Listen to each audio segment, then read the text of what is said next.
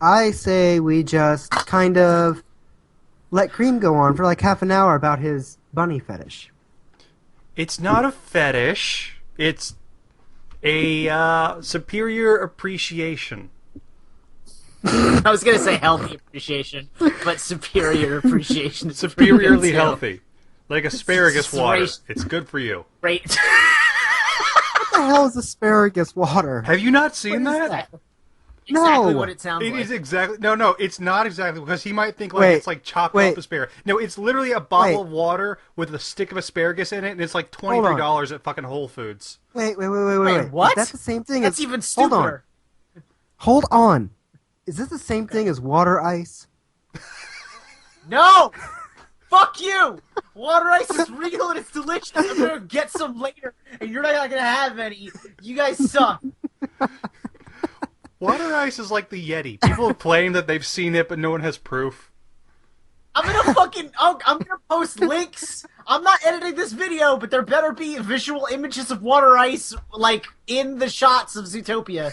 For no reason. There won't be. There won't be. There never is. Just gonna have fucking Judy and Nick walking around with shitty superimposed pictures of water ice in their hands. Oh my god. Isn't that what Nick was making there at the beginning of the film? Was that what water ice was? No, he was just making popsicles, honestly. That was a jumbo pop. Duh. Jumbo Jumbo pop. made with genuine elephant nose. Just like how water ice is made. I hate you. I know. I hate you so much. I know. That's why it's fun. Alright, hello dear listener, and welcome to DeTooned episode 3. My name is Kyle, and once again I'm joined by my favorite people, Gabriel and Alex. Say hello, you nerds. Hi. I guess. Like, comment, favorite, and subscribe if you love water ice. Do not like, comment, favorite, or subscribe for water ice. That is not the What the fuck clientele is we water need. ice? I still don't know what water ice is. It's I not a still thing. think this just- is a myth. It's like a gelato, but with less gelatin. What the hell is a gelato? I was going to ask, thank you. Oh, god damn it. Alright, forget it. Hey, what everybody. are they feeding my- you in Philadelphia? Cheesesteak. shit. Just cheesesteak. That's all they have. That's not true. We have Yeah. pretzels. That sounds plausible. Anyway, I'm Alex, Pretzels the other go dork with it. over there going on about water ice. That's Gabriel. Hi, Gabriel. Hi, everybody. How's we doing? Say I hello think to the nice people. I am, and I hope everyone is excited for today's DeTooned podcast because we are officially hijacking the podcast, and this is going to be our Zootopia Supercast. I don't have a better name for it, so that's what you get. That's the but kind yeah, of quality we you could finally- expect. Exactly. That's the kind of quality and professionalism you should expect from us. But we all finally sat down to watch Zootopia, and we all loved it. We have nothing but good things to say about it. Exactly. So this is going to be an hour of us talking about how great Zootopia is with spoilers. So you know, if you haven't seen it, go see it right now. Stop listening to us and go see it right now if you have the ability, because it is fantastic. It might still be in theaters in some places. I don't know. I would be very surprised. I don't think so. I think the Blu-ray is not going to be out for like another 5 months anyway. So if you want to see it, go pirate it, kids. No, don't go pirate it. Go pirate it. No, that's illegal. Do it. Support your support Pixar though, or whoever made this. Was this Pixar? Or was this DreamWorks? This was Pixar. What am I talking about? This was Disney. So no, this was Pixar. Why did I fucking think it was DreamWorks? Jesus. It could have been. Well, because they also made Kung Fu Panda, and this reminded me a lot of the first Kung Fu Panda It is a back lot. when that series was. It is a lot. Also, can I say I thought that you were going to say support your local Chinese bootlegger? You should. I know one. He's like right up the street. The guy's cool. Philadelphia I'm is not a even magical kidding. place. I'm not even kidding. I can walk up a block from my house. Well, not a block, more like 2.5 blocks. I can walk up 2.5 blocks from my house right now, and there is a Chinese food place where a guy sits in that window with a laptop and he farms gold. And wow, What an enchanted life. it's fucking great. I get teriyaki from there. Oh my god. I'd be surprised if you yeah, could even spell teriyaki. Teriyaki. There you go, motherfucker. I'm genuinely anyway. impressed.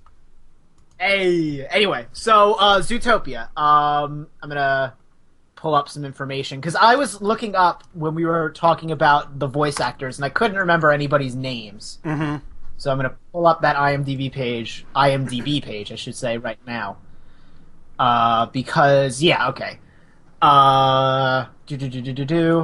Jenny Slate was Bellwether, the character, the assistant mayor, the one we were scratching our heads about. We didn't know where we knew her from. Right. And she's in a lot of What has stuff. she been She was in Bob's Burgers. Don't know she that. Was on, I know that, but I don't watch it. It's pretty good. She was on Adventure Time. Huntress Wizard. As? Huntress Wizard. She's right. I never saw that episode. Only one episode, yeah. No, she was on. Oh, wait, no, she's only spoken one. She has appeared in several, but she's only actually spoken one. Right. Star versus the Forces of Evil. Which I know you saw. The first Yeah, we sat down and Who watched a few episodes of it. She's a pony. What was it? Where Princess the fuck I just Ponyhead. saw it? Oh, okay, Ponyhead. now, yeah. Yeah. Yeah. I didn't. I think that's where that must have been where I heard her voice because we were watching those scenes with her and it stuck in my head immediately. I'm like, I've heard this woman before somewhere. It's driving me nuts. That's the fucking worst, isn't it? Yeah, it's not great, but you know what? It is great. This movie. Wow. That was a segue. Was the fucking smoothest segues. I want to say that. Okay. No, you go ahead. Actually, you should. I was going to say, we should probably break this down like into categories and maybe take time to kind of address each one. Okay. So, obviously we all liked it. Mm-hmm. Yes. Alright, so let's start with what's probably the most important thing in any animation, the actual animation. What did you guys think of it? Fucking top notch. It was very beautiful, very fluid all around, visually just stunning. And, this is us watching it on a, crappy little online screen, compressed, and it still looked freaking good. Yeah. No, it was absolutely amazing. And the thing that really stuck out for me is that I always when I came into this, I thought that the base idea of the setting, which was that it's just, a city of anthropomorphic animals. Mm-hmm. I thought that was it's kind of a basic idea. So it was all about the execution. And I think the thing that I appreciated the most in terms of animation was that there were all of these small moments where the characters actually behaved and animated in a way that made sense for their animal. Like, there's a moment in the DMV, which I think everybody has seen. I think that clip, that scene of Nick and Judy at the DMV with Flash is on YouTube. And there's a moment where Nick tells the joke to Flash, and he does like his laugh. Mm-hmm. And when he does his laugh, when Nick specifically does his laugh, he makes this sort of like bobbing neck movement that foxes do. Like there's just a lot of when you watch it and you take it apart and you go scene by scene, there are a lot of really subtle moments of how they move and how they react that are very well thought out. And it's just, I would agree with that. Yeah, it's the attention to detail is there and it's tangible. Not just that, but like just a lot of every character had a very unique feel to them. Like the police chief, I noticed, like the way that he was animated and the way he moved was very kind of flat. It kind of had like the impression of somebody who was just kind of staring at you and kind of giving you like a very flat response. Characters like Nick are very fluid and animated. like that's kind of like stock though. It's like you kind of expect certain characters to be animated in certain ways, but I feel like incorporating not just their personalities but also their animal characteristics um and then just kind of turning it up to 11 and just making everything hyper detailed and the way that the world interacted with itself too, like how different parts of the city had different sizes to them, and like how characters that would be one size, that would be giants, would interact with parts that were like smaller, and just all these little things that just made this world kind of feel bigger and more believable. I thought was very well done. Well, if you want to talk about feeling bigger and more believable, that's actually something I really wanted to point a spotlight on, really praise. This obviously isn't the first time we've seen a cartoon or seen an animated film that had animals as the main characters. It's been popular since almost for as long as animation's been around. People have been doing that. This is one of the few times and one of the best examples that the fact that the main characters were animals was central to the plot and was used in the story for the characters. I mean, normally it's just, they're animals who act like humans and that's it. I think it's because they're easier to animate and draw than human beings are. And kids will point at the screen and say, "Oh, look, the fox did this." Yeah, but the entire story is based around predator and prey relations. Predators going feral again, turning back into wild animals, and the civil unrest and the disproportionate number of prey to predators. Like, what was 98% prey to 2% predator, something like that. It was 90 to 10. It was 90%. And I completely agree. I really appreciate that this wasn't just our world, but with animals in it. It felt like it was its own setting and its own world with its own rules, and those rules were kind of put in place by the setup of there being anthropomorphized animals. Yes. Which I thought was very, very interesting. And it's even reflected in the districts. Like, you have that tundra district and the jungle district, and places where these different animals live all smooshed together in this one big city. So just on a visual scale for the animation, once again, it allows a lot of beautiful vistas to show off to the audience. Yeah, that was the thing I was going to say, is that there's a lot of world building going on in those scenes, where there are a lot of establishing scenes early in the film where Judy is our main character, Judy Hopps. I guess she's the main character. She's the main character. Nick's the supporting character, yeah. Mm-hmm. Judy is going through and entering Zootopia and going through the different districts, and there's a lot of really broad, sweeping, establishing shots. And if you pick those scenes apart, there's a lot of really intelligent moments, like how the train cars have doors that taper down in size for larger animals to smaller animals, and how you can, if you slow down when she's going through the rainforest district, you can see the parts of you can see the structures and the natural trees. You can see the pipes where the water is pumped through, but they're also covered in vines to blend in. There's just a lot of really, really smart attention to detail in almost every scene. It's fantastic. It's a pure example of how to do visual world building. It's almost like one big Disney theme park. Yeah, you know what? I'll say that's accurate. I will say that's accurate. It's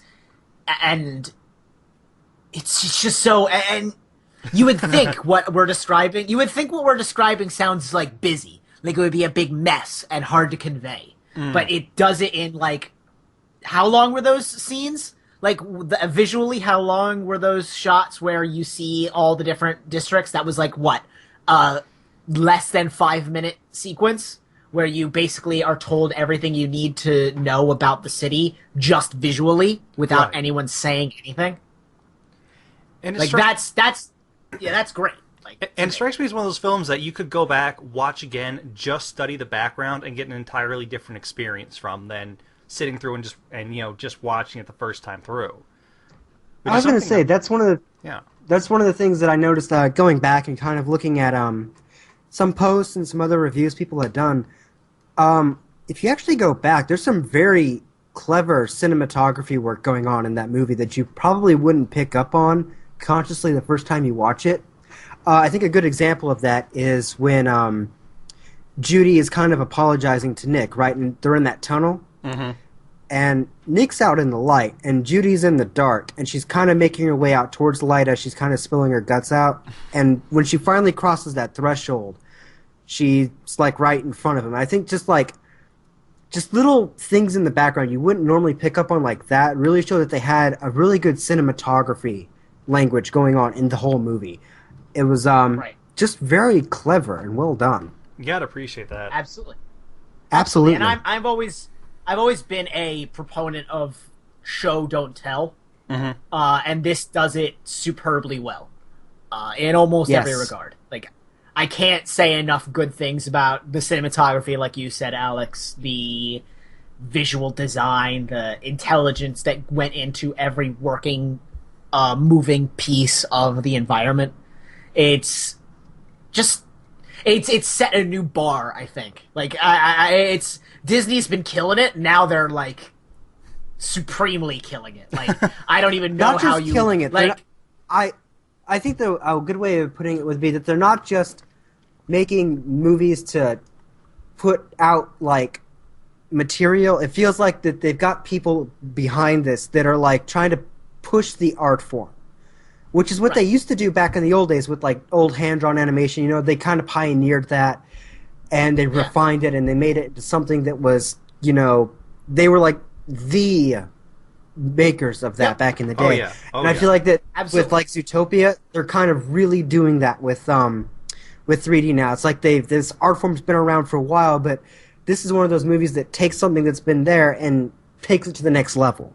Well, I want to talk about 3D for just a second here, really quick, because as someone who's been watching cartoons and cartoon films and Disney films for as long as I have, I grew up on the old, hand-drawn, animated sort of, Beauty and the Beast, Little Mermaid kind of animation.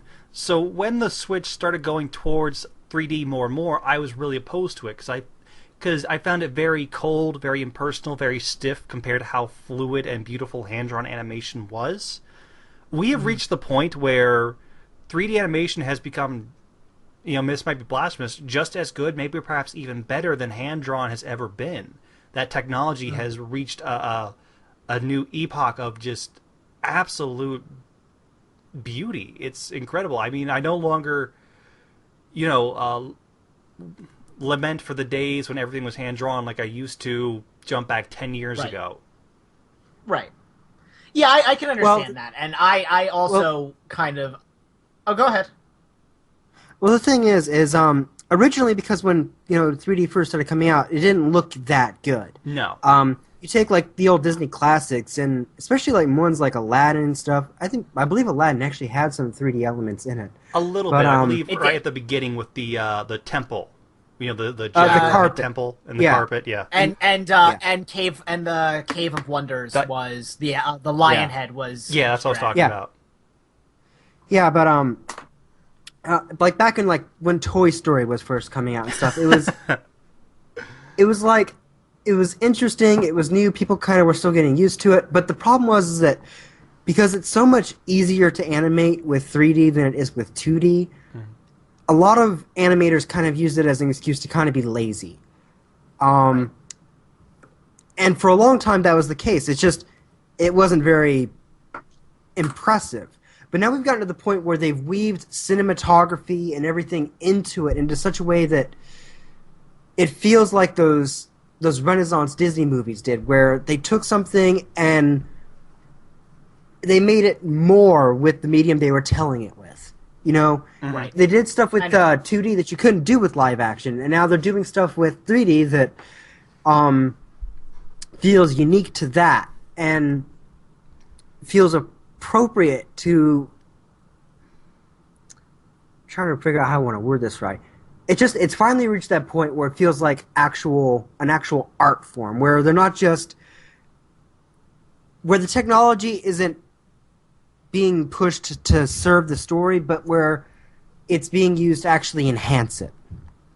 Exactly. We're not using 3D as a cheap way to make more animated films to make more money. We're using it to create good storytelling and improve the art form of animation. And Right. I will totally Exactly. agree with you in that regard. Absolutely. Although, let's not forget on the topic of laziness that gigantic flip out that happened way back when Frozen came out and fucking Elsa's braid clipped through her arm. Let's not forget that shit. I still see that link too every now and then. It's great. It's still good. It's fucking and I think it's one of those things where that kind of exploded because no one was really, supportive of Frozen at the time. It was very popular to hate that movie. But regardless, that's neither here or there. I will say that on the similar subject of Disney, in this film there was a gag. Yeah, I was gonna say with the Weasel character. With the Weasel character, where he's like, "Hey, I got movies that aren't even out yet," and he has Moana, or like it's Meow, Yes. it's Meowana Yeah. on his like. And they had like instead of Wreck-It Ralph, it was like Wreck-It Rhino, and all of those. It Yeah. was hilarious. Yeah. That was pretty good. That was pretty good. Well, not to mention that which, scene by where the way- where the chief of police throws shade on Frozen, makes that comment like, "This isn't some fairy tale land where people hold hands and sing a song and everything is magically better. So just let it go."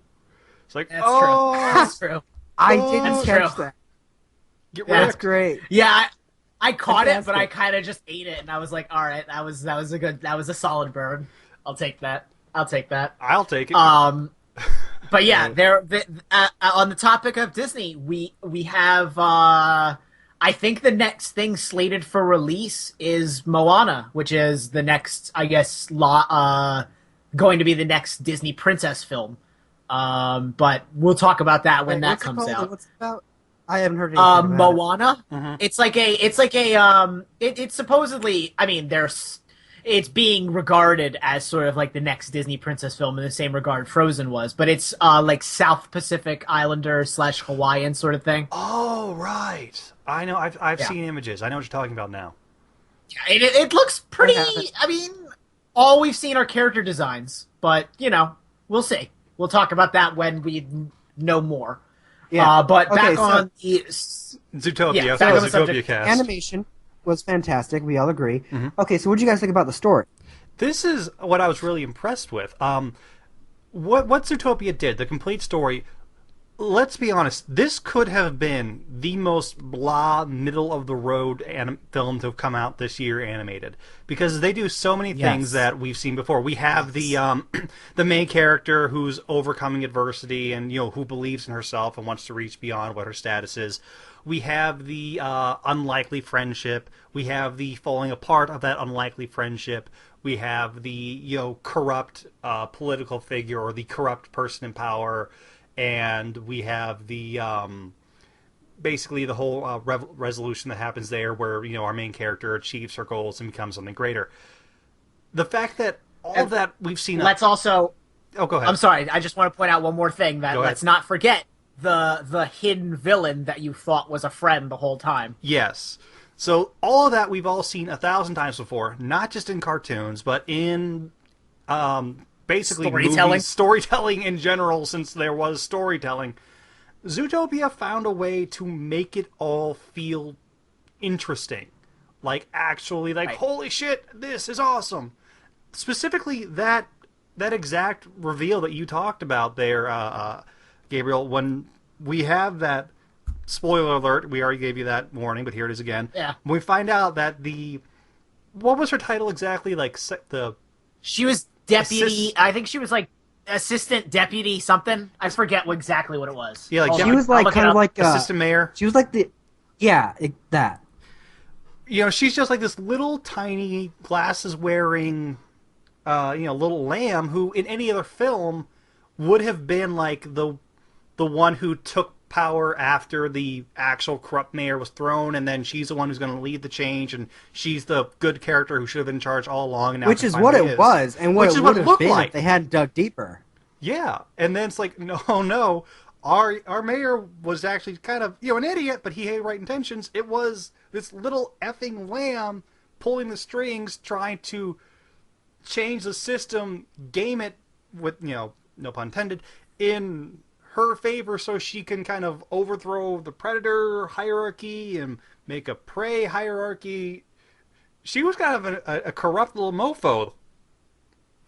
I want to point out that little Easter egg. The word bellwether is a noun meaning the leading sheep of a flock with a bell on its neck.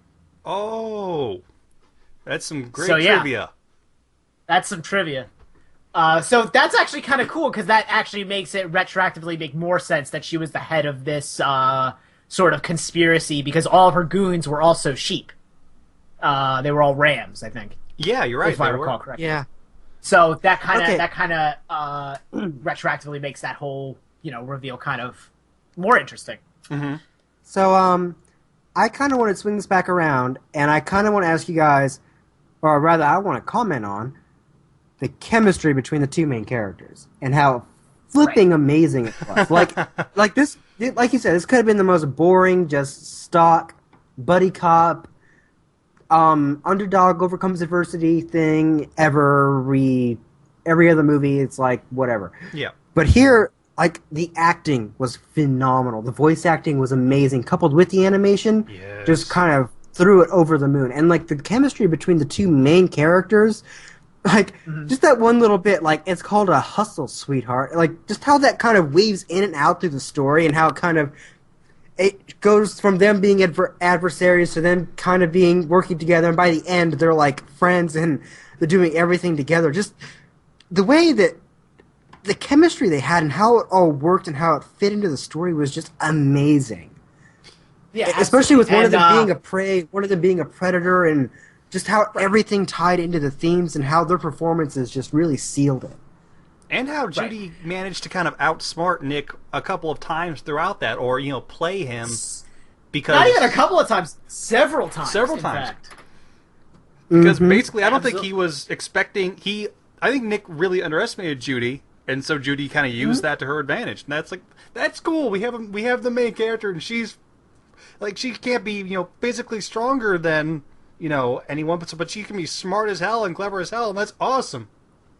Yeah, and the thing is that the reason Nick kind of underestimated her is because, Nick is a con man, Judy is a cop, and Nick's whole deal was that he was able to deconstruct her pretty much on the nose. Which he did, yeah.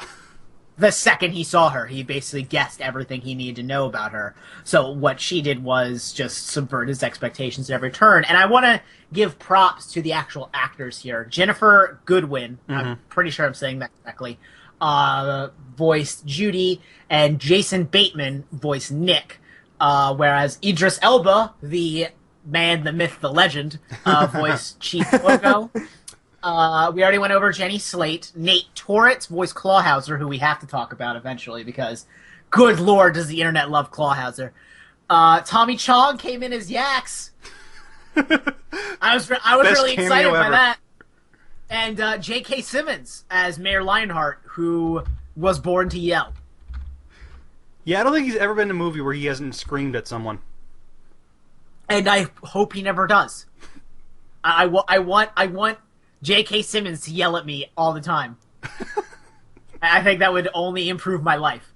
But yes, absolutely. I will say that this I was kind of on the fence about whether or not what they were doing with Nick, because I wasn't sure if he was gonna be the new protagonist, like they were gonna shift attention more towards Nick, but the narrative always kind of centered around Judy herself. I thought we were gonna switch back and forth the way Frozen did with Anna and Elsa, but instead they stuck with Judy the whole way, and I really appreciated that because I felt because Judy was the driving force of the plot.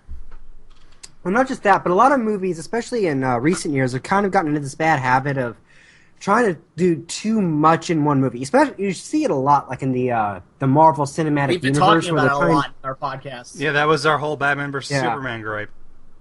Yeah, exactly. Where they're trying stuff like 5 movies into one. You see it like in the Star Wars prequels too. You guys have seen the Red. Well, I know Gabriel's seen the Red Letter Media one, where he talks about how every movie they have like one more plot line than the last, and it's kind of gotten to the point where it's ridiculous. Whereas in this movie, I really appreciate that they just focused on the one plot and how everything tied into the themes of that plot and everything just meshed together. Even in movies like Frozen, you know, you've got more than just the conflict between the sisters. You've got like the one guy and then the other guy, and then each sister's off doing their own thing, and it's like, yeah, I really like that everything here worked together. Yep. And it made it a better movie for it, I think. But that's not to say that they didn't find ways to make Nick more fleshed out than just a con man in this film as well. Oh, no. We did absolutely get not. that flashback. That's not selling Nick short at all. Nick was a fantastic character, but he was. Yeah. I would definitely call him a supporting character. Oh yeah, supporting, but still, we got more than him than just what was on the surface. Absolutely. I really did love how his backstory and his explanation of why he became what he was because, like, well, if no matter what I do, everyone's just going to see me as a sly, conny fox, then that's just what I'm going to be. I'm just going to be what everyone assumes I am. Honestly, his origin story, quote unquote, I guess we can call that, was sad as hell. Like that was fucking sad. Like that was messed up. Not helped by the fact that he was fucking adorable as a little tiny baby fox. You think everyone in this movie is adorable, but it's true. Fucking it's true. Judy just constantly is freaking cute. I didn't make the rules. Not fair. I also want to give a shout out to, I think, a character we are entirely not talking about and 100% underrating, and that is Nangi, the elephant with no memory. That whole bit fucking killed me. Like I was sold on the movie upon that whole. It was almost like who's on first? But Abbott and Costello. Yeah, it was almost like that. It was almost Abbott and Costello-esque of a comedy routine between Yax and Nangi, rather. It was fantastic. I couldn't handle it. I was rolling in my chair. and there are so many moments like that with very small characters. Mm-hmm. Like Yax and Nangi and Mr. Big, who, Mr. Big's voice fucking times. Killed me. Like I couldn't. Because it was great. They just said, hey guy, do your best Marlon Brando, or we're gonna pitch shift the hell out of it. And it's great. That's exactly what happened. Was pretty good. It was really good. I loved it. And his daughter, who was just Snooki. Oh god. I know. I was like, oh god, what is this? But it was hilarious. I really enjoyed it. I think the humor was definitely really good. And that's the thing, is that we're talking about how like the plot was this solid sort of one mystery that they were trying to solve, and appropriately so, because the main character is a cop. She's trying to solve this mystery. So we have all these smaller characters on top of the dynamic between Judy and Nick, sort of creating their own humor, and you have, these two characters who are reflecting it. Like Nick is yucking it up the whole time, where he's leading Judy along, and Judy's kind of muscling through all the obstacles, like the DMV, like the nature club, like she's the straight man, whereas Nick is just yucking it up the whole time. Nick is almost smirking throughout the entire film. He finds nearly all of this. He is the smugest motherfucker ever. I love it. He really is. He's so smug. I love him. It's great. No, Nick was amazing. Like, Judy might be like the one where the whole movie kind of centers around, but I feel like this movie would not have been nearly as good without Nick. Oh no. Oh, no. Nick, not at all. Really, Nick was amazing. He's not at all. If it was just playing to a fucking home run. Just Judy getting kicked down constantly by the chief and everybody, this would be the saddest, worst movie ever. But because you have, can we talk about that for a second? Like how well that was handled, and like how it flips everything like in fairy tales on its head. Like, you can do something and be really good at it, and the world could still be against you. And Judy had to kind of deal with that, and I just love. And that's the thing, is that the lowest hanging fruit here would have been to make Chief like a villain, or like a and he was maybe not a villain, just incompetent, or an antagonist.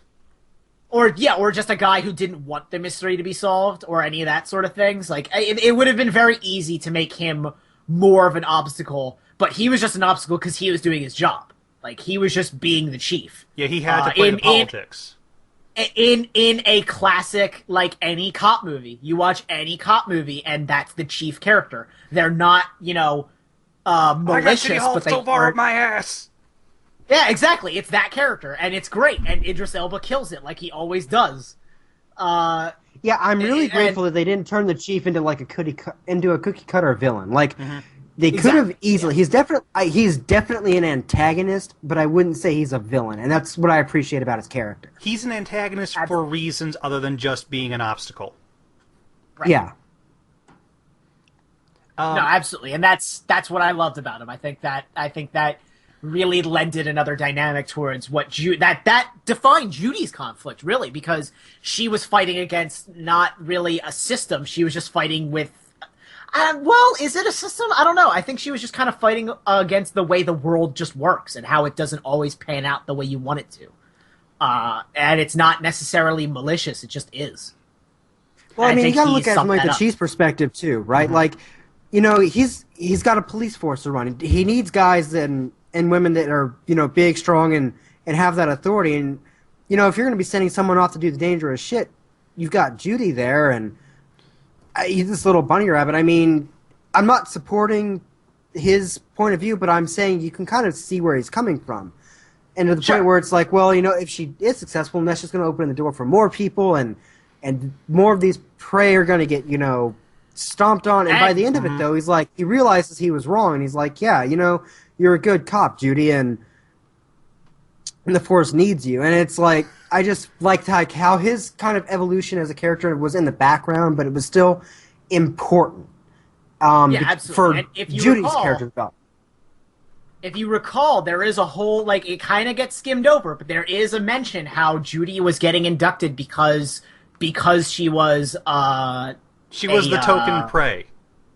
Exactly, right. She was a token prey. Exactly. She was filling a minority requirement, basically. Exactly, and the chief was basically like, I'm just going to give you parking duty because I don't think you've got it. I don't think you're cut out for this. I want to... and yeah, you're right. She proved him wrong. She did prove him wrong. I want to carry on from this conversation really quick onto another point about Judy in particular. We've been really talking up, how good of a character she was and how sad this story would have been without Nick. But it really is worth pointing out, and this credits the movie, how Judy is not entirely blameless in what she does. She's not perfect. She does make, after they find the that testing lab where the captured animals are, and she gives that quick press conference. She does make what are essentially some really racist ass comments, showing that she does have these prejudices against predators that have kind of been instilled in her from her family, which not only makes her almost done. Not only makes her a much deeper character, but also creates that conflict between her and Nick, which felt really deserved, because that was Nick's whole thing, that he didn't like being treated like just a savage predator. Okay, that's the point I wanted to make. Go ahead, Gabe. I was going to say is that I don't think she's willfully made those comments. I think it was, like she said, immediately afterwards when she goes aside with Nick, she just says, what are you talking about? All I did was give the facts of the case. And that is true. All she did was say what factually was happening with the predators, how they were being, turned feral by whatever, and we don't know why and or she how. called it their nature, she had a word for it. It was like something with their biology, which was her puppeting what the scientist was saying at the facility, what the doctor was saying. So she was, in her mind, she was just presenting the facts. But when we have that moment where she subconsciously goes for the spray when she thinks Nick's about to, jump at her, you see that she's not intentionally being, against him. She's not meaning it, but there is that, fear in the back of her mind that, animal, I'm a prey, he's a predator. And like he says, don't think I didn't notice you had that, Yeah, exactly. It's both a character flaw, but it's also kind of a necessary one. Like, of course you would feel that way. I think we're not there. It's just how it is.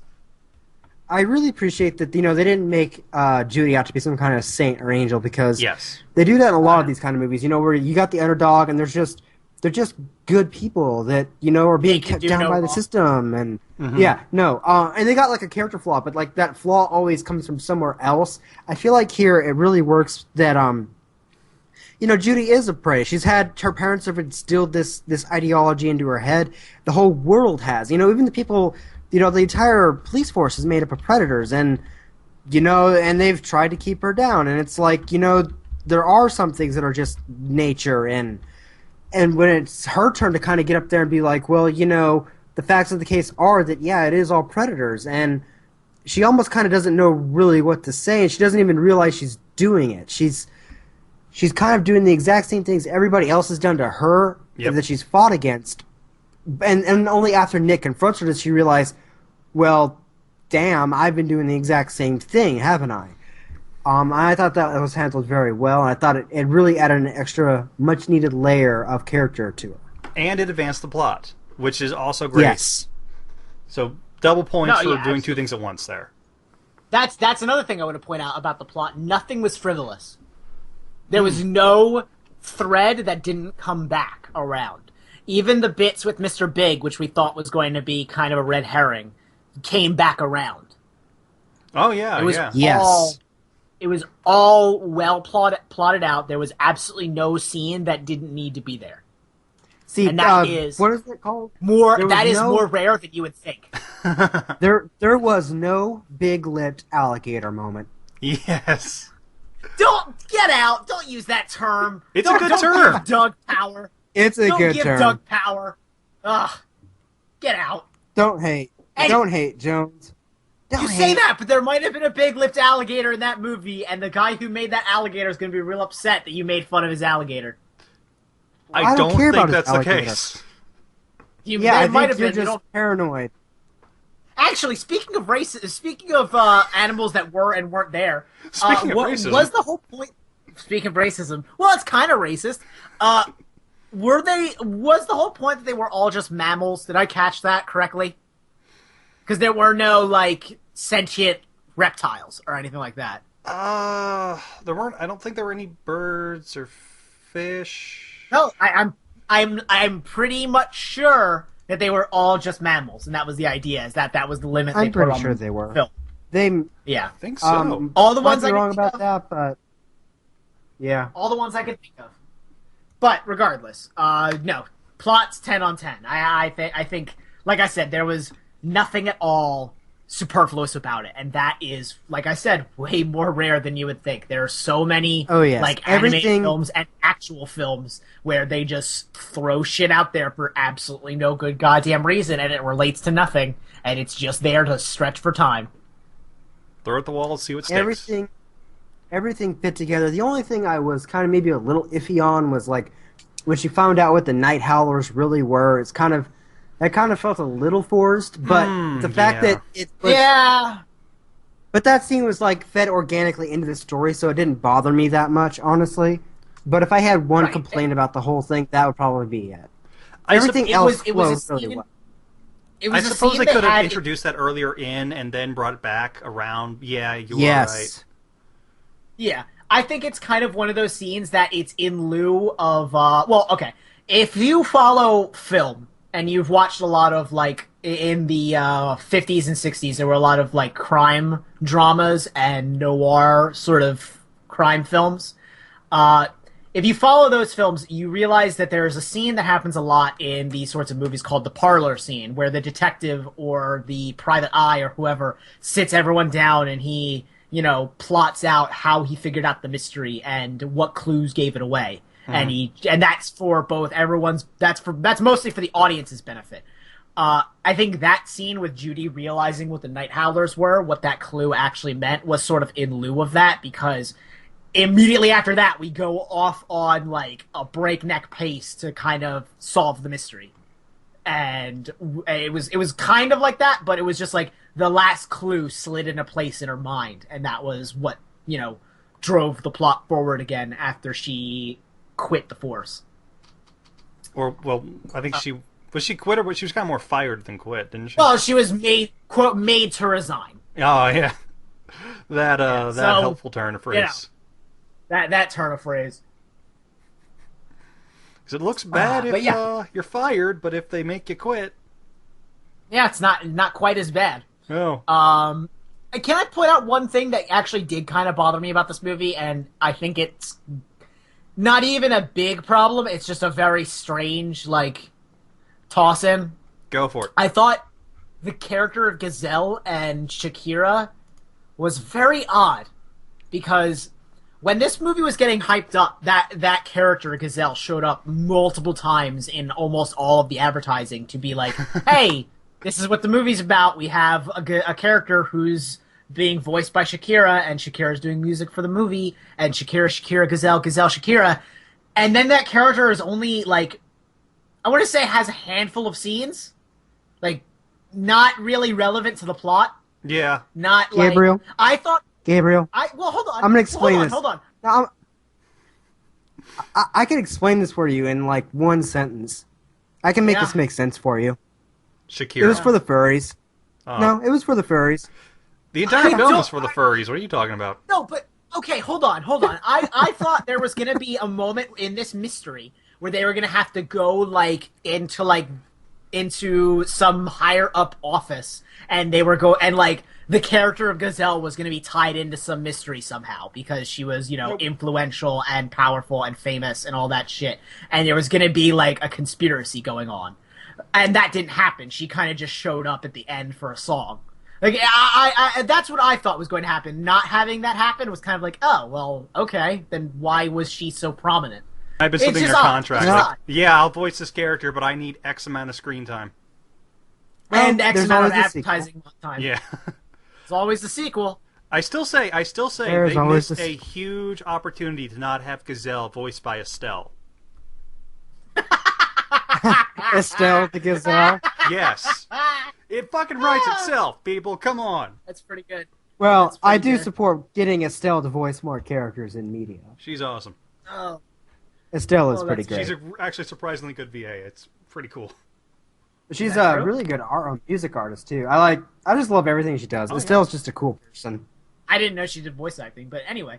What do you think Garnet's moving been this on- entire time? She voices Garnet. Oh wait, That's really? Estelle. Yes, What? that's Estelle. You ass. You dumb I'm looking ass. this up right now. I don't believe you. Oh, well, no, we'll wait. Yeah, I no, will go figure ahead. out- We have wait. time. Oh, By the way, wait, fun fact, she okay. also does the theme for We Bare Bears.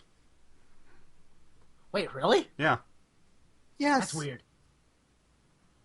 No, it's Man, I amazing. gotta get out. Fucking hell, Gabe. I gotta get out. Well, Gabe is now off the podcast. If you would like his place, then please write to us at No, you can't do that.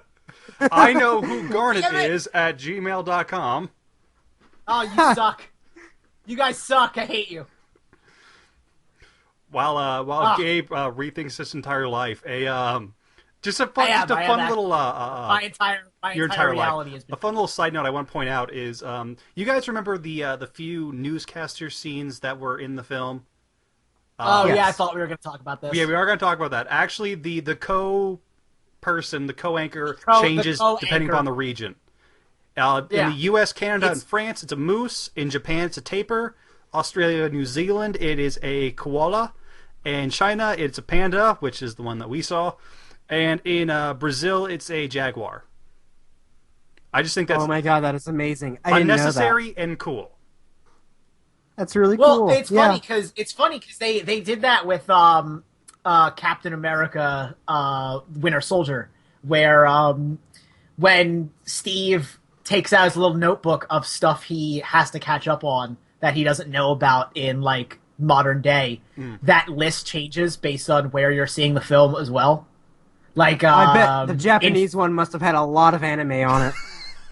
Well, no, like the Japanese one actually, it's a lot of like varied stuff. Like I think the French one is like talking about like I think it's like some silly stuff like crepes, and then another one is like some president who was very significant at some point, like a prime minister. It's varied, but they did do a similar gag with Captain America. I'm just I imagining appreciate it. Captain That's America pretty becoming cool. an otaku.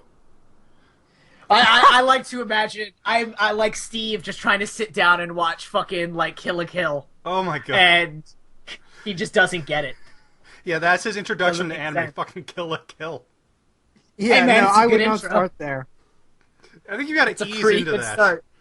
You gotta dive in fast. You gotta dive in hard and fast. Like a cold pool. You just gotta jump in that shit. I feel like true. there's a joke in Gotta here go. about that. I feel like there's a joke in here somewhere about Ghost in the Shell, Scarlett Johansson, and Black Widow that we're not making. Are we talking about this? We're talking about No. Zootopia. We can't talk about You're this. right, That's okay, for we- another we should- podcast. No, we're talking about him. We're talking about Captain America. I just feel like there should have been a joke in there about that somewhere. But That's yeah, fair. no, Back to the Zootopia. furries. It's amazing. Yeah, Back to the furries. So- Cream, Yes. you're incorrigible.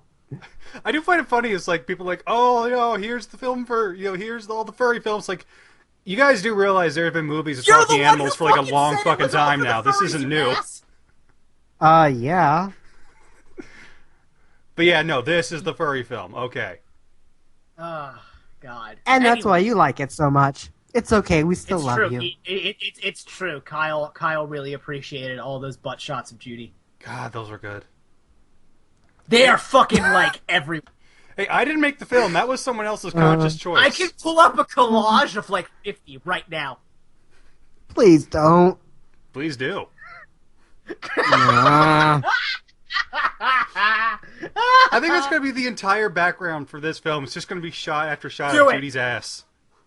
No, don't like when you edit this. Don't put up like the Zootopia splash or anything. Just put up Judy's ass. The entire time. Yeah, just Please an don't. hour-long stream of bunny ass No. live, I'm surrounded by idiots. live yet and you choose to be twitching. here. And All okay, right. we're starting to wind down, but one final point I do want to bring up. I really don't remember which one of you brought this up, but one of you at the end of the movie mentioned how this would actually translate well into a TV series. Yes, that was me. That was and you. I That- agree. Yeah, that was, I completely that agree was, with that. I mean, they did it with Kung Fu Panda, and I don't know if either one of you have seen Kung Fu Panda: Legends of Awesomeness. It's not the I greatest have. thing ever. It is entertaining. I was though. not impressed. It's not bad. It's one of those things that gets a little better as it goes on. I believe it's like in season 3 now. The animation obviously is a downgrade because we're dealing with a whole Well, bunch yeah, of it's a episodes. TV series. And I don't think, and none of the main characters are there, but they have really good replacements. Special shout out to Mick Wingert, Wingert, who voices Poe, who sounds terrifyingly exactly like Jack Black. Well, I mean that's the thing, right? If you're gonna do the series and you can't get your best Jack Black impersonator, then what are you doing? Exactly. But I fully think Why that even Zootopia could, get some stand-in voice actors who sound close. Obviously, the visuals will have to take a downgrade, but this is a universe that could so easily lend itself to a series as we follow, Judy and Nick on the police force, fucking animal buddy cop television series. My only concern is that they might try and tame it down a little bit. Whereas I would kind of want them to see to do the thing with Star Wars Rebels where they really don't shy away from the fact that this is kind of not an adult series, but I mean Star Wars Rebels almost kind of. I mean, it would be awful if they did do that and there was no heart to it. Like there's a heart Right. to this movie where there is a positive message that's coming in through a No, lot of strife. I agree. That Well, makes us go- considering see- it would probably be on the Disney Channel, I feel like that would happen. Yeah, that's the I only just would thing, like is to that see if them- if that was to happen. Yeah. See, that would be my concern. What I would like to see them, if they did it ideally, it would be it would maintain the same level of maturity that the film had. Which again, I would cite Rebels as being something where it stays very true to the source material and the level of maturity that it presents for the audience. Sure. Uh, Cream wouldn't know so anything if about they- that because he never saw Star Wars. Fuck you. I will come to your Well, that's house. okay. I will pee in the back of your toilet, so every time you Kyle, flush, more of my pee Kyle. comes out. No, it's okay because you and I have never seen water ice either. So Yeah, that would- Fuck you, man! Fucking made up I foods. suck. Fucking Yeti food. Ah, it's so You can't good. suck I'm a gonna drink get that doesn't exist. it's not a drink. It's a dessert. Anyway. Who the hell yeah, drinks water and ice for dessert? I'm sorry. It's that doesn't even make my God, sense. I'm not going to get into this because I will talk about this longer than I've talked about Zootopia. That's why we're edging you on. God damn it. All right. Can't I think that's time. okay. So I think that yeah, no, we Closing all loved it. I think Yes.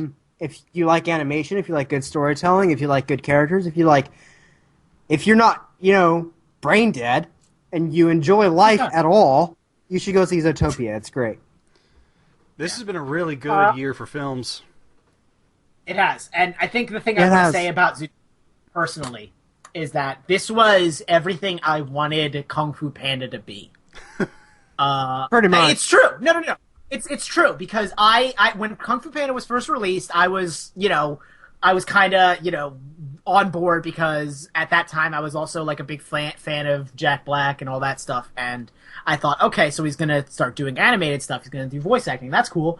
And they're doing a sort of martial arts thing, which I've always been into. I've watched kung fu movies ever since I was a kid, and when I heard that this is being made and I saw bits and pieces of it, I'm like, okay, this, could be cool. And the first one was all right, just all right. And then it proceeded to get worse with the sequel, which was kind of pointless and didn't really, just kind of went back and tread the same ground with its plot and themes. And then they made the TV series, and it was not great.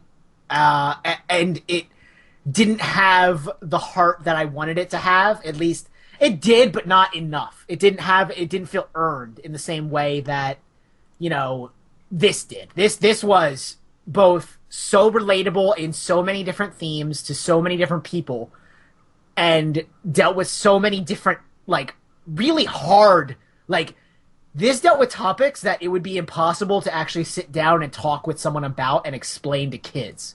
It taught kids things, and I think that's important. I think in a way that didn't condemn or talk down to them or any of those things. This was just good. This is great. And if you can watch this, do it because it deserves your support. And hey, if you want us to teach you things or not talk down to you, you can always email us at DeToonedPodcast@gmail.com. That is DETOON. That was the smoothest segue you've ever done. Goddamn right. edpodcast@gmail.com. We would any questions, any comments, we would love to read them. And hey, if we like it, we might read it here on air for everyone to hear, and then you can be the coolest kid on your block. I already know the answer, but hey, Kyle, did we get any from last week? Fuck no! Or last podcast? Oh, Because we're goddamn losers. oh darn. Hey, don't let me in with you two. No, Call me a we are loser. dragging you down with us. Yeah, you really are. No, seriously, I gotta carry these assholes everywhere I go. It's ridiculous. It's true. It's true.